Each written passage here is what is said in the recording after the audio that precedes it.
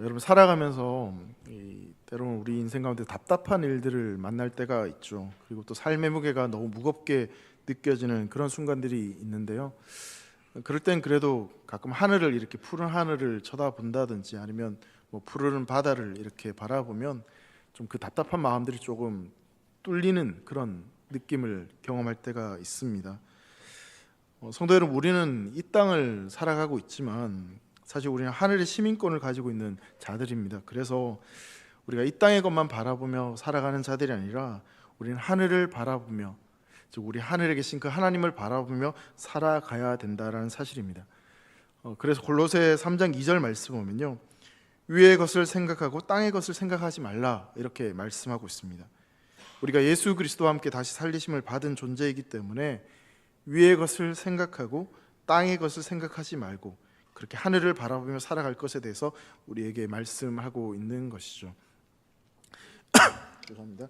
우리가 이 요한계시록을 새벽과 또 수요일날 계속 살펴보고 있는데요, 이 요한계시록 말씀도 우리가 이 땅을 살아가면서 어떤 환난과 고통, 또 이해되지 않는 어떤 그 현실의 그 상황들 속에서 특별히 이제 성도들의 이 시선을 좀 돌려서 하늘 보좌와 이 회복의 날을 바라보면서 어떤 진정한 위로와 또 용기와 소망을 갖도록 해주는 말씀이 바로 이 요한계시록 말씀이라고 볼 수 있습니다. 앞서 말씀드린 대로 이 성도의 삶은 이 땅을 바라보며 살아가는 것이 아니라 하늘을 향해 시선을 옮기고 그리고 그 보좌에 계신 그 하나님을 우리가 온전히 바라보게 될 때, 또 그분이 우리를 향해서 어떤 일을 행하시고 또 어떠한 일을 계획하고 계신지를 우리가 깨닫게 될 때, 이 땅을 살아가는 우리의 모든 삶의 현실들을 바르게 해석할 수 있고 또 우리가 온전한 그리스도인으로 살아갈 수 있기 때문에 그렇습니다. 요한계시록 이 말씀, 오늘 본문 말씀은요, 이 6장부터 7인의 환상이 전개되는 이 8장 초반까지의 내용, 그 가운데 이제 삽입되어진 내용입니다. 요한계시록 7장 말씀은 이 6째인 심판까지가 진행되고 난 뒤에 이 7째인 심판이 진행되기 전에 이 7장 말씀이 여기에 삽입되어 있습니다. 왜 이 내용이 여기에 이렇게 기록되어 있는지를 우리가 좀 살펴보기 위해서는 앞뒤의 내용들을 같이 살펴볼 필요가 좀 있습니다. 그러니까 차례대로 1, 2, 3, 4, 5, 6, 7 이렇게 쭉 나가는 게 아니라 이 5째인, 6째인까지 하고 나서 갑자기 이 7장 말씀이 삽입되고 나서 그 다음에 이제 8장, 그렇게 7째인까지 나오게 되는 것이죠. 그렇다면 왜 이 7장 말씀이 여기에 기록되는지를 좀 살펴보려고 하는데, 먼저 요한계시록 6장 12절부터 14절 말씀을 한번 좀 보도록 하겠습니다. 제가 읽겠습니다. 내가 보니 6째 인을 떼실 때 큰 지진이 나며 해가 검은 털로 짠 상복같이 검어지고 달은 온통 피같이 되며 하늘의 별들이 무화과 나무가 대풍에 흔들려 설익은 열매가 떨어지는 것 같이 땅에 떨어지며 하늘은 두루마리가 말리는 것 같이 떠나가고 각 산과 섬이 제자리에서 옮겨지매. 무슨 내용인지 사실 다 기억을 못 하시겠지만 대충 이게 짐작되는 것은 뭐냐면, 6번째 이 심판이 이루어지는데 이게 천재지변, 엄청난 일들이 일어났다라는 것을 아마 짐작하실 수 있을 것 같습니다. 그날 일어날 이 천재지변에 대해서 이야기를 하고 있는데, 이 재앙들 총 6가지 정도로 좀 나눠서 볼 수 있는데, 큰 지진이 일어나고요, 해가 검어집니다. 그리고 달이 피처럼 붉어진다라고 말씀하고 있고, 하늘의 별들이 땅에 떨어지면서 이 하늘이 사라지게 되고 각 산과 섬이 제자리에서 옮겨지는 그런 엄청난 천재지변이 일어난다라고 성경은 이야기하고 있습니다. 자, 이런 무서운 천재지변과 같은 하나님의 심판이 일어날 때, 그렇다면 거기에 대해서 사람들이 어떻게 반응하고 있는지를 그 뒤에 말씀인 요한계시록 6장 15절과 16절에 이렇게 말씀합니다. 땅의 임금들과 왕족들과 장군들과 부자들과 강한 자들과 모든 종과 자유인이 굴과 산들의 바위 틈에 숨어 산들과 바위에게 말하되 우리 위에 떨어져 보좌에 앉으신 이의 얼굴에서와 그 어린 양의 진노에서 우리를 가리라, 이렇게 이야기하고 있습니다. 그러니까 천재지변과 같은 그런 엄청난 하나님의 심판 앞에서 제발 우리를 좀 피하게 해달라, 그런 표현을 지금 하고 있는 것이죠. 여기에도 등장하는 사람들이 한 7종류의 사람들이 등장하고 있는데, 첫 번째로 이제 땅의 임금들이 등장을 합니다. 그 두 번째로 왕족들이 등장하고, 세 번째는 장군, 그 네 번째는 부자들, 그 다섯 번째는 이 강한 자들, 이렇게 표현을 하고 있는데, 이 당시 사회의 어떤 상류층을 가리키는 의미라고 볼 수 있습니다. 그리고 6번째, 7번째로 기록된 이제 모든 종과 이 자유자라는 이 말은 어떤 이제 중산층과 하류층, 그런 시민들에 대해서 이야기를 하고 있는 거죠. 이렇게 정리해서 보면 지금 이 표현은 이 땅에 살아가는 모든 사람들을 지금 이야기하고 있는 것입니다. 즉 하나님의 심판 앞에서는 뭐 돈이 얼마나 많든 어떤 권력을 가졌든 뭐 세력이 얼마나 크든 강대국이든 뭐 온 세계를 다스릴 만한 그런 엄청난 힘을 가졌든 그런 것에 상관이 없다라는 것입니다. 결국 하나님의 심판, 이 천재지변 앞에서는 이 하나님의 심판을 모두가 받을 수밖에 없고 그걸 피할 길이 없다라는 것을 이야기하고 있는 것이죠. 여러분, 이 땅을 살아가는 많은 사람들이 가지고 있는 생각 가운데 죽으면 끝이다라는 생각들을 많이 가지고 살아가고 있습니다. 그래서 어차피 한 번뿐인 인생, 뭐 썩어 죽어 없어질 몸인데 어떻게 살든 뭐 무슨 상관이 있겠느냐, 내가 번 돈, 그럼 내 인생, 내 몸, 그냥 한 번뿐인 인생 그냥 내 마음대로 살다가 그렇게 죽으면 되지, 뭐 그렇게 생각하는 경우들이 있는 것이죠. 세상 사람들은 그렇게 이야기를 한다 할지라도 여러분, 성경에서는 그럼 뭐라고 이야기하는지를 우리가 분명히 기억해야 될 것입니다. 성경은 뭐라고 이야기합니까? 한 번뿐인 인생이라고 말하는 것이 아닙니다. 죽으면 끝이다라고 이야기하지 않습니다. 오히려 죽음은 영원한 세계로 들어가는 어떤 시작, 출발, 관문이라고 이야기를 하고 있죠. 그래서 히브리서 9장 27절 말씀 보면요, 이렇게 분명하게 말씀합니다. 한 번 죽는 것은 사람에게 정해진 것이요 그 후에는 심판이 있으리니, 이렇게 말씀합니다. 이런 100살을 살든 뭐 80살을 살든 아니 뭐 130살을 살든 사람은 다 죽습니다. 제가 단언컨대 여기 계신 모든 분들이 죽습니다. 저도 죽습니다. 그러니까 너무 서운해하지 마세요. 이게 성경이 말하고 있는 진리가 죽는다는 겁니다. 여러분, 우리 예수님께서도요 분명히 요한복음 5장 28절과 29절에 이렇게 말씀하셨습니다. 이를 놀랍게 여기지 말라. 무덤 속에 있는 자가 다 그의 음성을 들을 때가 오나니 선한 일을 행한 자는 생명의 부활로, 악한 일을 행한 자는 심판의 부활로 나오리라. 여러분, 사람들은 죽으면 끝이다라고 생각하거나 아니면 뭐 환생을 한다, 뭐 윤회한다, 뭐 이런 이야기를 합니다. 근데 그러면서 하나님의 심판은 이 죽음은 나와는 상관없고 죽으면 끝났다, 뭐 그렇게 이야기를 하는 것이죠. 근데 성경은 그렇게 이야기하지 않습니다. 죽음이 오히려 영원한 삶의 시작이다라고 분명히 우리에게 말씀하고 있습니다. 그래서 영원한 삶을 누리며 살든지 아니면 영원한 심판을 받으며 고통 속에 살게 되든지 죽음은 그 영원한 세계에 있어서 출발점이다, 시작이다라고 분명히 말씀하고 있는 것이죠. 여러분, 죄된 본성을 가지고 살아가고 있는 우리에게 있어서 사실 이 죄와 심판에 관한 이야기는 그렇게 듣고 싶은 이야기는 아닐 수 있습니다. 여러분, 사람들이 이 죄와 심판에 대해서 듣기 싫어한다고 해서 여러분, 성경에서 말하고 있는 것이 뭐 아니다라고 이야기할 수는 없습니다. 성경은 분명히 이 죽음 이후에 이 천국과 지옥, 이 심판이 있다라고 분명히 말씀하고 있는 것이죠. 마태복음 25장 46절 말씀에도 보면요, 그들은 영벌에, 의인들은 영생에 들어가리라 하시니라라고 분명히 말씀하고 있습니다. 예수님께서는 악인들을 위해서 예비된 지옥과 심판이 있다라고 분명히 말씀하십니다. 여러분, 심판이 분명히 있습니다. 지옥도 분명히 있습니다. 영원한 형벌이 있습니다. 사는 게 지옥이라고 말하는데 죽어보라고 해서요. 죽으면 진짜 지옥이에요. 진짜 예수님 안 믿으면 지옥에 간다니까요. 여러분, 그래서 마지막 심판의 날에는 죽음조차도 하나님의 심판으로부터 우리를 벗어나게 해주지 못할 정도로 그런 영원한 형벌에 떨어진다. 다시 말해서 죽는 게 끝이 아니다라고 성경은 우리에게 분명히 말씀하고 있습니다. 그래서 죽는다고 해서 이 하나님의 진노를 피하는 것이 결코 아니다라고 말씀하고 있는 것이죠. 여러분, 그렇기 때문에요, 교회는, 그리고 하나님의 백성으로 부름받은 우리는요, 하나님 나라의 복음을 열심히 외쳐야 합니다. 왜냐하면 죽음은 끝이 아니라 예수 믿지 않고 죽은 사람들은 다 지옥 가니까, 그러니 우리는 깨어서 외쳐야 되는 겁니다. 그리고 모든 사람들은요, 하나님의 복음을 듣고 예수 그리스도를 믿어 회개하고 돌이키는 일들이 일어나야 됩니다. 그래야지 구원을 얻을 수 있는 것이죠. 자, 여러분, 요한계시록 6장 17절 말씀은요, 그래서 이렇게 말씀합니다. 그들의 진노의 큰 날이 이르렀으니 누가 능히 서리요. 무슨 말씀입니까? 이 무서운 마지막 심판의 날에 이 징계 앞에 누가 벗어날 수 있냐, 누가 피할 수 있느냐, 누가 그 앞에 당당히 설 수 있느냐, 지금 그렇게 말씀을 하고 있는 것입니다. 성도 여러분, 누가 이 하나님의 심판에서 구원받을 수 있겠습니까? 거기에 대한 질문이 질문에 대한 답이 바로 7장에 지금 나오고 있는 겁니다.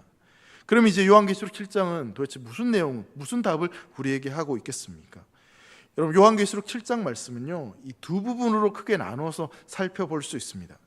가장 먼저는 이 1절부터 8절까지의 말씀 내용입니다. 여기에 보시면 우리가 그래도 한두 번 들어봤을 만한 숫자가 등장하죠. 하나님의 인을 맞은 14만 4천 명이 여기에 등장하고 있습니다. 두 번째 부분은 우리가 이제 오늘 읽었던 말씀인데, 이 9절부터 17절까지의 말씀인데요, 하늘 보좌 앞에서 하나님을 예배하는 큰 무리의 사람들이 있었다, 지금 이렇게 설명을 하고 있습니다. 결국 이 두 그룹을 이제 상징적으로 이야기하고 있는 것이 뭐냐면, 이 땅에, 이 하늘에 있는 교회 공동체, 그러니까 하나님의 백성으로 부름받은 이 땅을 살아가는 사람들과 그리고 먼저 부름받은 그 모든 사람들을 향해서 이렇게 표현을 하고 있는 것입니다. 좀 더 이제 요한계시록 말씀을 듣는 이 자들을 향해서 좀 쉽게 설명을 하자면, 노마의 핍박 아래에 있는 자들, 노마의 핍박 아래에 있지만 그 믿음을 지키고 여전히 그 핍박 가운데서도 예수 그리스도를 믿음으로 가지고 믿고 살아가는 그런 사람들, 그런 성도들을 향해서 그 믿음을 끝까지 지킨 그들에게 그 심판을 피할 수 있다라고 말씀을 하고 있는 것이죠. 이제 요한계시록 7장 말씀으로 넘어가서 여러분 1절 말씀은요, 이렇게 말씀을 하고 있습니다. 이 일 후에 내가 내 천사가 땅 내 모퉁이에 선 것을 보니 땅의 사방의 바람을 붙잡아 바람으로 하여금 땅에나 바다에나 각종 나무에 불지 못하게 하더라 라고 말씀하고 있습니다. 여러분, 앞서 말씀드린 6장에서 이 심판과 이 징계 앞에 누가 설 수 있겠느냐, 하나님의 심판 앞에 누가 설 수 있겠느냐, 지금 그렇게 설명을 하고 있죠. 그러면서 7장 이제 그 답들이 이어지고 있는데, 여러분 여기에 보시면요, 내 천사가 내 모퉁이에 서서 땅의 사방 방향의 바람을 붙잡고 있었다, 지금 이렇게 설명을 하고 있습니다. 여러분, 이 1절 말씀을 자세히 보시면 반복해서 등장하는 숫자가 있습니다. 어떤 숫자일까요? 4라는 숫자가 등장하고 있습니다. 4라는 숫자, 내 천사, 내 모퉁이, 사방의 바람. 여러분, 성경에서 이 4라는 숫자는 동서남북, 그러니까 동쪽, 서쪽, 남쪽, 북쪽, 이 사방에 있는 모든 피조물들과 이 세상 전체를 상징하는 숫자가 이 숫자 4입니다. 자, 그런데 이 바람이 나오고 있죠. 바람은 성경에서 어떻게 이야기하냐면, 하나님의 심판을 상징하는 그런 존재가 이 바람, 이렇게 설명을 합니다. 자, 그런데요, 그 바람이 땅과 바다와 온 천지에 불고 있었다라는 이 말은 뭐냐면, 이 앞으로 펼쳐질 이제 7 나팔, 이 심판, 7 대접 심판의 이 주된 배경이 이 땅과 바다, 온 천지에 임하게 된다라는 것을 미리 이렇게 상징적으로 이야기하고 있는 것이죠. 자, 이어서 이제 요한계시록 7장 2절과 3절 말씀에 뭐라고 이야기하냐면요, 또 봄에 다른 천사가 살아계신 하나님의 인을 가지고 해 돋는 대로부터 올라와서 땅과 바다를 해롭게 할 권세를 받은 내 천사를 향하여, 자 보세요, 큰 소리를 외쳐 이르되 우리가 우리 하나님의 종들의 이마에 인치기까지 땅이나 바다나 나무들을 해하지 말라 하더라, 이렇게 말씀하고 있습니다. 그러니까 온 천지를 그 천사들이 이제 심판을 하려고 하는데, 근데 여기에 보니까 우리 하나님의 종들이 이마에 인치기까지 멈춰라, 하지 마라, 심판하지 말라, 지금 그렇게 이야기를 하고 있는 것이죠. 여기에 보시면 또 다른 천사가 이제 등장을 하고 있는 겁니다. 그러면서 살아계신 하나님의 인을 가지고 땅 그리고 바다를 해롭게 할 권세를 가진 그 네 천사를 향해서 지금 이렇게 명령하고 외치고 있는 겁니다. 하나님의 종들의 이마에 인치기까지 땅이나 바다나 나무들을 해하지 말라. 6장에서는 이 심판을 하겠다, 이 심판이 임한다라고 이야기하고 있는데 7장에 가면 멈춰라, 하지 마라. 왜냐하면 하나님의 종들의 이마에 인치기까지 그것을 행하지 말라, 지금 이렇게 이야기를 하고 있는 것이죠. 자, 여러분, 여기에서 이제 주목해서 우리가 살펴봐야 될 표현이요, 살아계신 하나님의 인이라는 이 표현입니다. 여러분, 이 표현에 담겨 있는 의미는 뭐냐면, 지금 일어나고 있는 이 모든 재앙과 심판들이 우연히 어쩌다 일어나는 것이 결코 아니라는 것입니다. 하늘 보좌에 계신, 지금도 살아계신 그 하나님으로부터 임하는 심판이고, 이 모든 것이 하나님의 섭리 가운데 있다라는 것을 이야기하는 겁니다. 자, 그리고 두 번째로 이 말씀을 통해서 우리가 주목해서 봐야 될 표현이 뭐냐면요, 하나님 종들의 이마에다가 인을 치신다, 이 말씀입니다. 이런 구약성경 에스겔 9장 4절부터 6절 상반절을 보면요, 이런 말씀이 있습니다. 이 말씀을 한번 읽고 오늘 본문 내용을 계속 보도록 하겠습니다. 여호와께서 이르시되 너는 예루살렘 성읍 중에 순행하여 그 가운데서 행하는 모든 가증한 일로 말미암아 탄식하며 우는 자의 이마에 표를 그리라 하시고 그들에 대하여 내 귀에 이르시되 너희는 그를 따라 성읍 중에 다니며 불쌍히 여기지 말며 긍휼을 베푸지 말고 쳐서 늙은 자와 젊은 자와 처녀와 어린이와 여자를 다 죽이되, 이렇게 말씀합니다. 여러분, 요한계시록 6장 15절에 앞서 우리가 어떤 내용을 봤냐면 이 왕들, 고위 귀족자들, 또 서민들, 중상층들, 종들, 모든 사람들에게 임하는 심판, 그런 내용을 봤는데 에스겔 말씀에도 동일하게 그런 내용들이 지금 이어지고 있는 것이죠. 자, 모든 사람들이 그렇게 심판을 당하는데, 근데 에스겔 9장 6절 하반절에 보면 뭐라고 표현되어 있냐면 이마에 표 있는 자에게는 가까이 하지 말라. 내 성소에서 시작할지니라 하시매 그들이 성전 앞에 있는 늙은 자들로부터 시작하더라.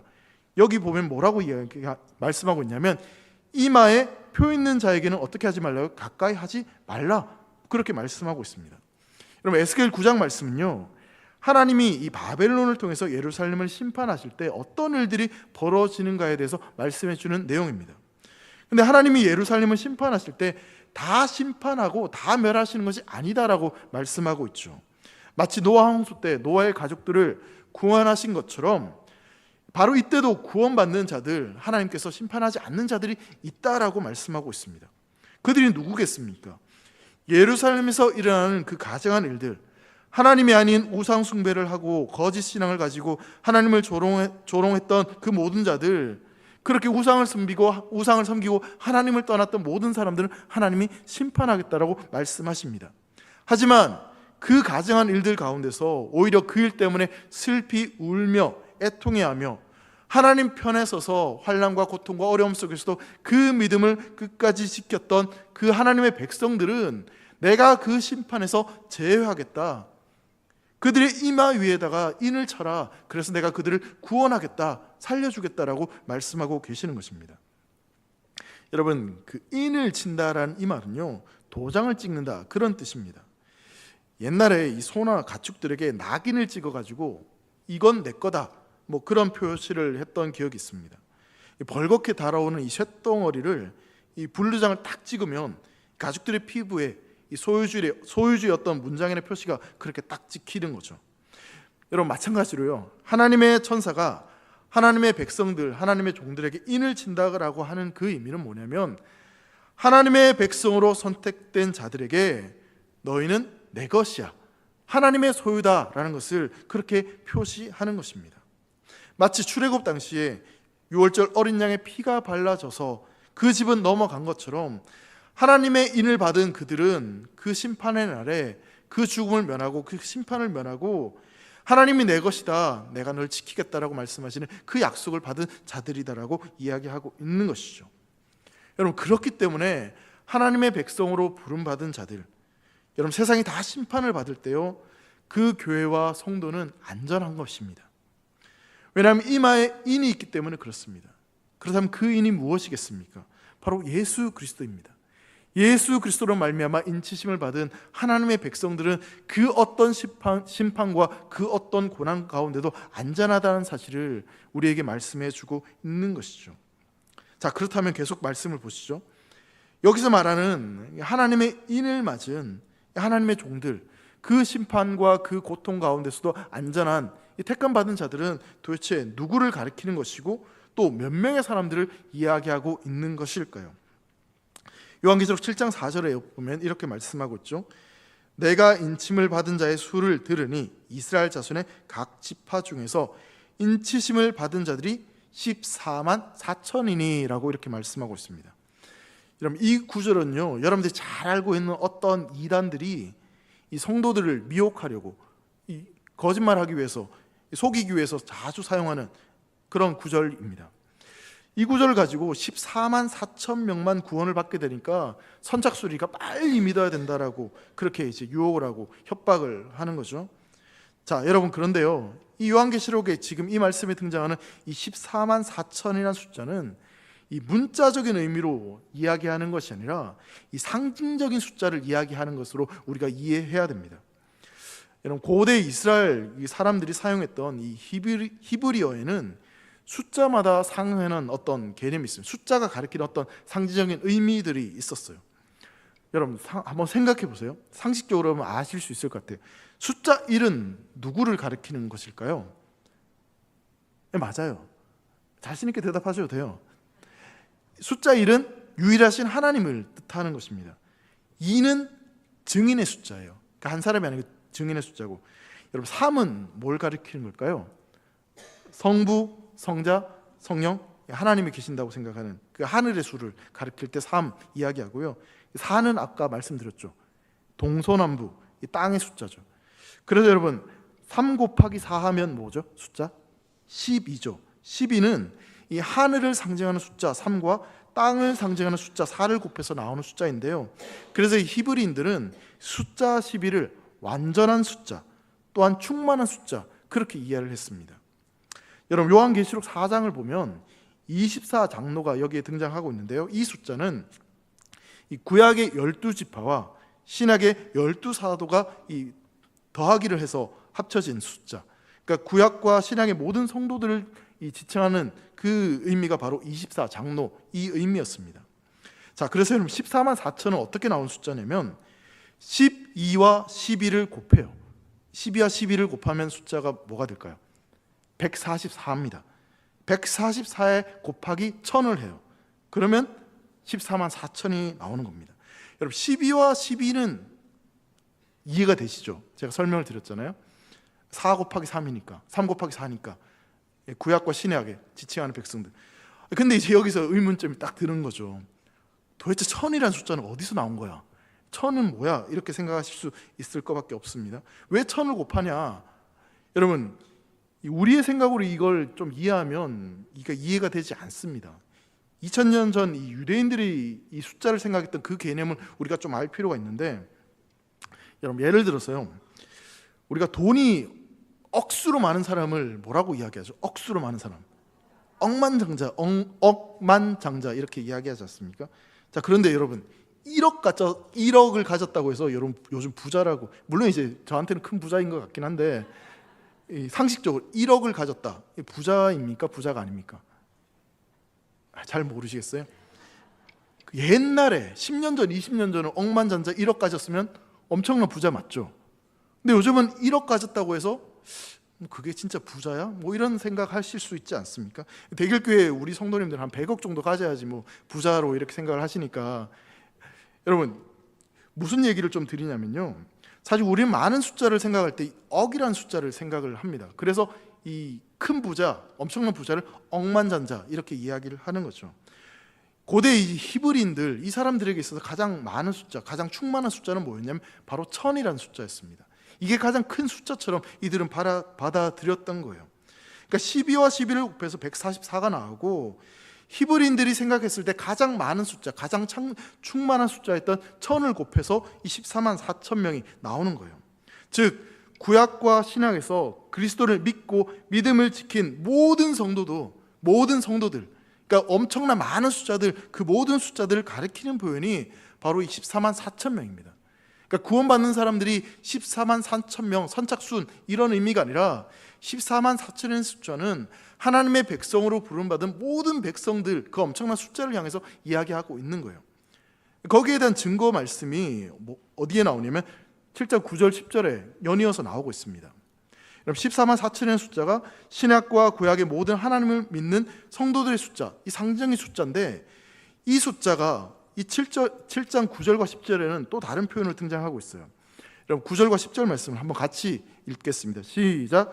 이 일 후에 내가 보니 각 나라와 족속과 백성과 방언에서 아무도 능히 셀 수 없는 큰 무리가 나와 흰옷을 입고 손에 종려 가지를 들고 보좌 앞과 어린 양 앞에 서서 큰 소리로 외쳐 이르되 구원하심이 보좌에 앉으신 우리 하나님과 어린 양에게 있도다 하니. 자, 여기 말씀해 보시면요, 바로 앞에서 얘기했던 14만 4천이란 그 숫자를 다르게 표현을 하고 있는데, 뭐라고 표현하고 있냐면, 여러분 9절 말씀에요, 아무도 능히 셀 수 없는 큰 무리, 이렇게 표현을 하고 있습니다. 그러니까 14만 4천 명이 아무도 능히 셀 수 없는, 그러니까 우리는 도저히 알 수 없는 하나님의 백성으로 부름받은 그런 모든 하나님의 자녀들, 백성들, 그런 무리들을 향해서 이야기하고 있다라고 해석을 하고 있는 것이죠. 성도 여러분, 요한계시록 6장 17절에서 하나님의 심판을 받는 자들이 그 진노의 큰 날에 누가 능히 서리요? 누가 그 심판에서 피할 수 있으리요? 그렇게 질문을 하고 있습니다. 그 질문에 대한 이 답이 오늘 본문 이제 7장 9절과 10절에 그렇게 연이어서 나오고 있죠. 7장 전체를 통해서 그 답을 하고 있는데, 여러분 9절 말씀에 분명히 이렇게 말씀하고 있습니다. 그 진노의 날에, 그 심판의 날에 구원을 받은 아무도 능히 셀 수 없는 큰 무리가 있다. 그 심판을 피할 수 있는 하나님의 택함 받은 큰 무리가 있다. 분명히 성경은 우리에게 말씀하고 있는 것입니다. 그렇다면 이 하나님의 보좌 앞에 어린 양에 서 있던 이 큰 무리, 그 심판 앞에 능히 설 수 있었던 구원받은 이 자들은 이들의 특징이 무엇이겠습니까? 말씀을 보시면요, 각 나라와 족속과 백성과 방언에서 나온 무리입니다. 지금 무슨 이야기 하고 있습니까? 각 나라, 다양한 나라라는 거예요. 어떤 특정한 민족, 특정한 백성을 가리켜서 이야기하는 것이 아닙니다. 어떤 특정한 피부색을 가진 자들만 구원받는 것이 아니라는 거예요. 어떤 특별한 언어만을 사용하는 그들이 구원받는 자들이 아니라 각 나라와 족속과 백성과 방언, 모든 민족들 가운데, 모든 열방들 가운데 그런 사람들, 택함받은 자들이 그렇게 구원을 받는다라고 말씀하고 있습니다. 아무 차이 없이 모든 세상, 모든 인종들, 모든 다양한 언어를 가진 모든 사람들이 그렇게 하나님의 자녀로 부름받아 구원 얻는다라고 이야기하고 있는 거예요. 그리고 이들의 특징이 무엇입니까?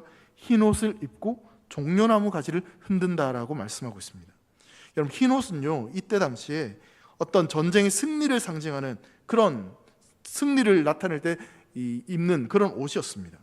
또 그들이 손에 종려나무 가지를 들고 있었다, 이 말은 전쟁에서 승리하고 개선할 때 사람들이 흔들어주며 축하해줬던 이 전쟁의 승리를 나타낼 때 그렇게 상징적으로 하는 표현들이었습니다. 결국 흰 옷을 입고 손에 종려나무를 가지고 들고 있는 이 수많은 무리는 무엇을 이야기하고 있냐면, 거룩한 어떤 영적 전쟁에서 승리하고 천국 잔치에 참여하는 하나님의 백성으로 부름받은 신실한 성도들, 무리들, 교회를 가리켜서 지금 이렇게 표현을 하고 있는 것이죠. 여러분, 이 큰 무리가 어디에 서 있습니까? 그들은 보좌 앞과 어린 양 앞에 서 있습니다. 여러분, 기억나실지 모르겠지만 요한계시록 6장 16절에요, 그 하나님의 심판을 피하기 위해서 제발 우리를 하나님의 보좌 앞에 숨겨달라고 외쳤던 그런 사람들이 있었습니다. 근데 여기에 보면 그렇게 숨겨달라고 했던 자들, 피하려고 했던 자들이 그 하나님의 보좌 앞에 있다라고 성경은 이야기하고 있는 것이죠. 6장 16절에 이렇게 말씀했습니다. 우리 위에 떨어져 보좌에 앉으신 이의 얼굴에서와 그 어린 양의 진노에서 우리를 가리라. 우리가 좀 피하게 해달라고 이야기했는데, 근데 7장으로 넘어와서는 어떤 표현이 나오고 있냐면, 그렇게 두려워했던 그 하나님 앞에, 그 어린 양 보좌 앞에 이 큰 무리가 나아갔다, 서 있다라고 그렇게 이야기하고 있는 것이죠. 사랑하는 성도 여러분, 지금 성경은 우리에게 무엇을 이야기하고 있냐면요, 그 큰 고난과 징계와 심판 앞에서도 하나님의 택함 받은 하나님의 백성들은, 그들은 안전하고 그들은 승리의 삶이 주어진다는 것을 지금 우리에게 말씀하고 있는 것입니다. 비록 환난과 고통과 어려움이 있지만 그 가운데서도 끝까지 믿음을 가지고 하나님을 바라보고 살아가는 자들에게는 최후의 승리가 주어진다는 것을 이렇게 우리에게 말씀하고 있는 것입니다. 그러하기에 그 어떤 시련과 고난과 어려움 속에서도 우리가 걸어가야 될 그 믿음의 길을 담대히 걸어가라고 우리에게 말씀하고 있는 것이죠. 사랑하는 대길의 성도 여러분, 예수 그리스도 그분의 그 보혈로 말미암아 우리에게는 최후 승리가 있고, 그리고 그분 앞에서 감사하며 찬양하는 그날이 우리에게 반드시 주어진다는 사실을 믿고 살아갈 수 있기를 간절히 소망합니다. 계속해서 요한계시록 7장 13절과 14절 말씀에 이렇게 말씀합니다. 같이 한번 읽겠습니다. 13절과 14절 같이 읽습니다. 시작. 장로 중 하나가 응답하여 나에게 이르되 이 흰 옷 입은 자들이 누구며 또 어디서 왔느냐? 내가 말하기를 내 주여 당신이 아시나이다 하니, 그가 나에게 이르되 이는 큰 환난에서 나오는 자들인데 어린 양의 피에 그 옷을 씻어 희게 하였느니라. 여러분, 장로 중에 하나가 흰 옷 입은 이 무리의 정체를 말해주고 있습니다.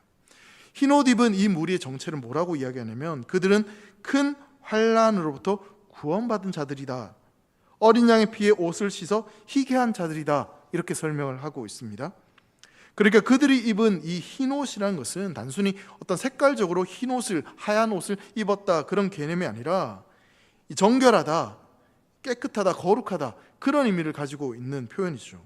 예수님의 그 보혈로 말미암아 죄 사함을 받은, 그래서 정결하게 된, 거룩하게 된 그런 자들을 향해서 이야기를 하고 있는 것입니다. 그들이 입은 그 흰옷, 어떻게 해서 그 흰옷을 입게 되었습니까? 그들을 위해서 피 흘리고 죽으신 예수 그리스도 그분의 대속의 공로로 인해서 그들이 흰옷을 입었다라고 말씀을 하고 있는 것이죠. 자, 그런데요, 우리가 방금 읽었던 이 말씀 가운데 이 장로가 한 가지 설명을 덧붙이는 표현이 있습니다. 그 표현이 뭐냐면 큰 환난으로부터 나온 자들, 이렇게 표현을 하고 있습니다. 큰 환난으로부터 피한 자들, 벗어난 자들 이야기하는 것이 아니라 큰 환난에서 어떻게 해요? 나온 자들. 그럼 이 말은 무슨 말입니까? 큰 환난을 겪은 자들이라는 것입니까? 겪지 않은 자들을 이야기하는 것이겠습니까? 잘 생각해서 대답해 보세요. 큰 환난을 속에서, 큰 환난 속에서 큰 환난을 겪은 자들입니다. 큰 환난 속에 있었던 자들입니다. 그 큰 환난 가운데서 어려움과 고난과 고통 가운데 있는 자들, 그 이야기를 하고 있는 것이죠. 자, 그렇다면 여기에서 일어나는 이 환난은 무엇이겠습니까? 하나님이 뭔가 분노하셔서 화나서 그래서 이 땅에 내리는 재앙은 결코 아닐 것입니다. 이 환난은요, 예수님을 믿기 때문에 당하는 어려움이고 교회를 섬기기 때문에, 그리고 한 영혼을 구원하기 위해서 그 영혼을 섬기기 위해서 핍박당하고 고난받는 그 환난에 대해서 이야기하는 것입니다. 영혼들을 위해 수고했기 때문에 당하는 그런 어려움들에 대해서 이야기하는 것이죠. 주님을 싫어하는 사탄과 세상에 당하는 모든 어려움이 바로 여기서 말하는 환난을 가르치는 의미일 것입니다. 이 땅을 살아가면서 세상과 타협하지 않고 오직 예수님만 주라고 고백을 하고 예수님만 주고 또 다른 것도 주다, 그래서 타협해서 살지 않았기 때문에, 오직 예수님만 주라고 고백하며 그 믿음을 가지고 살았기 때문에 당하는 그 모든 환난, 그 고통을 이야기하는 것이죠. 예수님을 주라고 고백했기 때문에 당하는 그 환난에 대해서 이야기를 하고 있는 것입니다.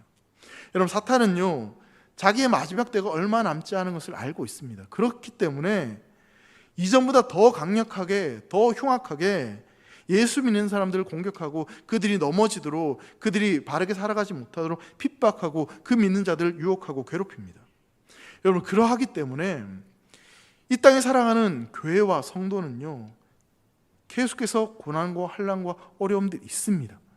초대교회만 그런 환난과 고통이 있는 것이 아니라 지금 이 시대도 우리가 바른 믿음을 가지고 바른 신앙을 지키고 살아가려고 애쓰면 애쓸수록 이 사탄과 세상은 우리를 넘어뜨리려고 끊임없이 우리를 공격하고 우리를 유혹하고 있다라는 사실입니다.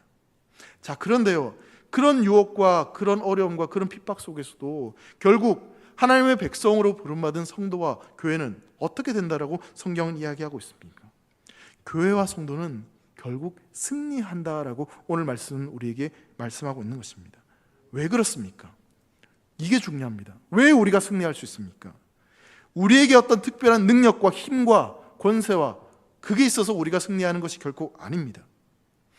우리에게 흰 옷을 입혀주시는 분, 오직 어린 양의 보혈로, 오직 예수 그리스도의 은혜로 말미암아 우리가 그 모든 핍박과 그 모든 어려움 속에서도 승리를 맛보게 되는 줄 믿으시기 바랍니다. 그러하기 때문에 지금 비록 우리가 힘이 든다 할지라도, 비록 견디기 힘들다 할지라도 우리가 하늘에 있는 성도들을 바라보며 우리에게 주신 그 약속의 말씀을 붙잡고 끝까지 그 믿음의 길을 걸어가는 것이 필요한 것이죠. 자, 그렇다면 여러분, 그렇게 믿음을 가지고 그렇게 하나님의 약속을 붙잡고 살아가는 자들에게 하나님은 오늘 말씀을 통해서 우리에게 무엇을 약속하고 계실까요? 여러분, 7장 15절부터 17절까지 말씀인데요, 천천히 한번 말씀을 생각하면서 다시 한번 읽겠습니다. 시작.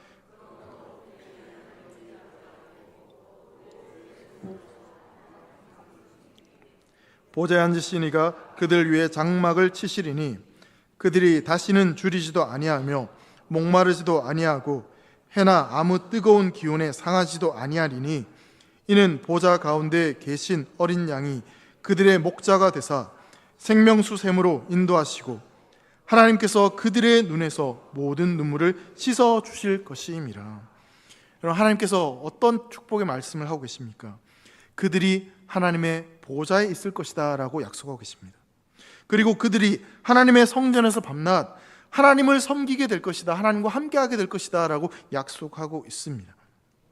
그런데 여러분, 우리가 여기서 좀 주목해서 살펴봐야 될 말씀이 있습니다. 그 표현이 바로 뭐냐면, 여러분 15절 말씀을 시작하면서 어떤 말로 시작을 하고 있냐면 그러므로, 이런 말로 표현을 하고 있습니다. 자, 그러므로 그들이 하나님의 보좌 앞에 있게 됩니다. 그러므로 그들이 하나님을 섬길 수 있게 됩니다. 그러므로 보좌에 앉으시니가 그들을 위해 장막을 쳐주십니다. 여러분, 그러면 그 앞에 어떤 일이 있었기 때문에, 그러므로 지금 이 말이 나오고 있습니다. 어떤 일을 근거로 해서 어떤 일이 있었기 때문에 지금 이런 복을 너희가 누리게 될 수 있었다라고 말씀하고 있는 것이죠. 그 대답이 바로 요한계시록 7장 14절 말씀입니다. 내가 말하기를 내 주여 당신이 아시나이다 하니 그가 나에게 이르되 이는 큰 환난에서 나오는 자들인데, 그럼 뒤에 뭐라고 분명히 말씀하고 있습니까? 어린 양의 피에 그 옷을 씻어 희게 하였느니라. 여러분, 큰 환난 가운데서 믿음을 지키고 예루살렘의 어떤 가증한 일들, 우상 숭배를 하던 그 모습들을 보며 아파하며 애통하는 자들, 타락한 교회와 무너진 그 신앙을 바라보며 애통하며 우는 자들, 어린 양의 피로 그 옷을 씻음 받은 자들, 어린 양의 피로 그 죄가 씻김 받은 자들, 바로 그런 자들에게 그러므로 하나님의 보좌 앞에 하나님을 섬기는 그 축복이 주어진다라고 약속하고 있는 것입니다. 보좌에 앉으시니가 그들을 위해 장막을 치신다라고 말씀하고 있죠. 여러분, 장막을 치신다는 게 무슨 말이겠습니까? 내가 그들 가운데 거하겠다라는 약속의 말씀입니다. 여러분, 구약 성경에 보면 성막 또는 성전, 하나님이 그들 가운데 함께 계신다는 의미로 하나님의 임재의 표현으로 그렇게 표현되어졌습니다. 근데 지금 하나님께서 그들 위해 장막을 치시겠다라고 말씀하고 있습니다. 그러므로 이제 내가 그들에게 장막을 치겠다. 여러분, 이 말씀은 무슨 말씀이냐면요, 내가 너희를 버리지 않을 것이다. 너희가 비록 이 땅에서 발을 디디며 살면서 고통과 어려움과 환난을 당하지만, 하지만 나는 여전히 너희와 함께하고 있고 너희의 삶을 집중하고 있고 너희와 동행할 것이다라고 그렇게 우리에게 약속해주고 계시는 것입니다. 내가 너희를 버리지 않을 것이기 때문에, 내가 너희와 항상 함께할 것이기 때문에, 여러분 16절 17절의 약속의 말씀이 우리에게 주어지는 것입니다. 너희가 다시는 줄이지도 않을 것이고 다시는 목마르지도 않을 것이고 해나 또 뜨거운 가운데 상하지도 않을 것이며, 보좌 가운데 계신 그 어린 양이 우리의 목자가 되어주셔서 그 생명샘으로 우리를 인도하시며 우리의 눈에 흐르는 그 고통 가운데 흐르는 그 눈물을 닦아주시겠다라고 지금 우리에게 약속의 말씀을 하고 계시는 것입니다. 여러분, 이 약속은요, 에스겔 34장 23절에도 동일하게 먼저 약속하고 있었습니다. 내가 한 목자를 그들 위에 세워 먹이게 하리니 그는 내 종 다윗이라. 그가 그들을 먹이고 그들의 목자가 될지라. 나 여호와가 말한다. 내가 한 목자를 세울 것이다. 내가 너희를 지키고 내가 너희를 먹일 것이다 라고 구약에서부터 이미 약속된 그 약속의 말씀이 오늘 본문에서도 동일하게 약속되고 있는 것입니다. 그러므로 사랑하는 성도 여러분, 비록 지금은 큰 환난 중에 있을지라도, 내가 이 신앙을 지키다가 매를 맞고 어쩌면 사나운 맹수 같은 자들에게 찢기고 고통당한다 할지라도, 그래도 그 사람에게는, 그 인생에는 소망이 있다는 것을 믿으시기 바랍니다. 이 삶이 끝이 아니기 때문에, 죽음이 끝이 아니라 하나님을 경외하는 자들의 그 눈물을 우리 주님께서 닦아주시고 그들을 더 이상 마르지 않고 목마르지 않도록, 배고프지 않도록 그들 인생을 채워주실 것이기 때문에, 여러분, 그 약속을 우리에게 하고 계시기 때문에 지금 우리에게는 소망이 있고 우리는 축복된 삶을 살아갈 수 있는 것입니다.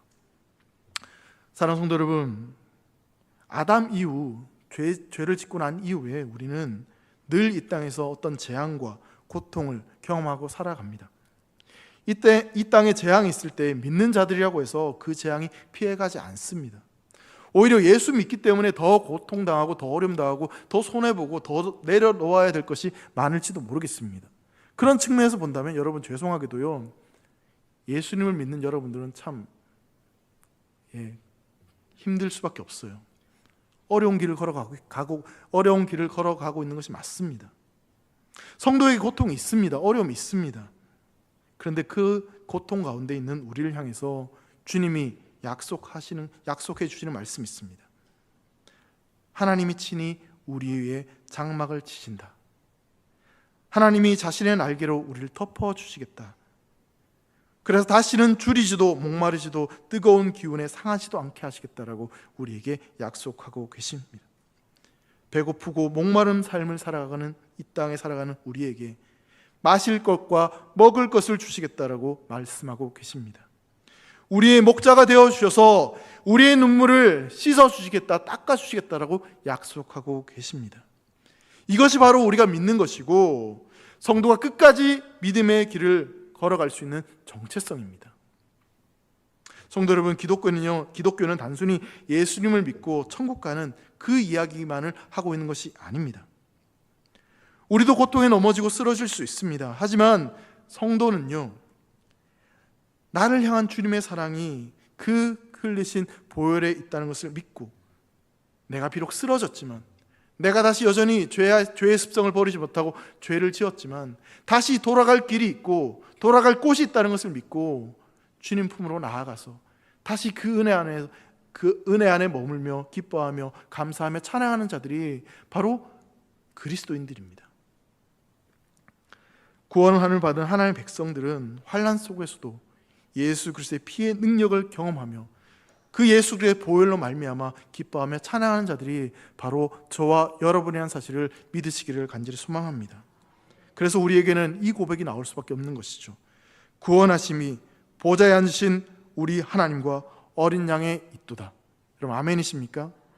우리의 소망이, 우리의 구원이 우리의 하나님과 우리 어린 양께 있다는 사실을 믿으십니까? 돈에 있는 것이 아닙니다. 명예에 있는 것이 아닙니다. 사람에게 있는 것이 아닙니다. 권력에 있는 것이 아닙니다. 우리의 소망은요, 우리의 힘은요, 보좌에 앉으신 그 하나님과 그 어린 양으로부터 주어지는 것입니다. 오늘 여러분들 앞에 놓여있는 그 환난과 그 고난과 그 어려움 속에서, 그 답답함 속에서 오직 예수 그리스도를 의지하며 담대하게 살아갈 수 있기를 간절히 소망합니다. 여러분, 하늘을 바라보십시오. 답답할 때 하늘을 바라보십시오. 주님을 바라보십시오. 그리고 우리에게 주어질 그 날을 꿈꾸십시오. 우리에게 주어질 그 날을 바라보십시오. 그러면 우리에게 주어진 그 믿음의 길을, 그 길이 비록 좁고 험한 길을 할지라도 우리는 그 길을 담대하게 걸어가게 될 줄 믿습니다. 이렇게 걸어가는 것이 과연 무슨 소용이 있을까? 정말 인생을 낭비하는 거 아닐까? 여러분, 그런 생각하지 마시고요, 이 길이 옳은 길이 맞습니다. 이 길이 사는 길이 맞습니다. 예수님 믿고 예수님을 따라가는 그 길이 진짜 옳은 길이고 바른 길입니다.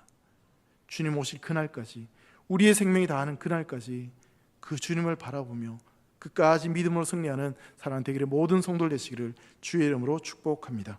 기도하겠습니다. 우리의 구원이 보좌에 앉으신 우리 하나님과 어린 양에 있음을 믿습니다. 그 예수님을 통하여서 우리에게 구원을 허락하시고 환난 속에서도 피할 길을 허락하신 하나님 아버지, 우리가 이 땅을 살아가면서 세상을 바라보는 자들이 아니라 우리 하나님과 주님을 바라보며 우리에게 임할 그날을 꿈꾸며 살아갈 수 있도록 축복하여 주시옵소서.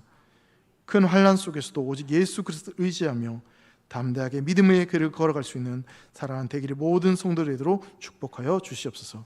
감사를 드리며 사랑하는 예수님의 이름으로 기도합니다. 아멘.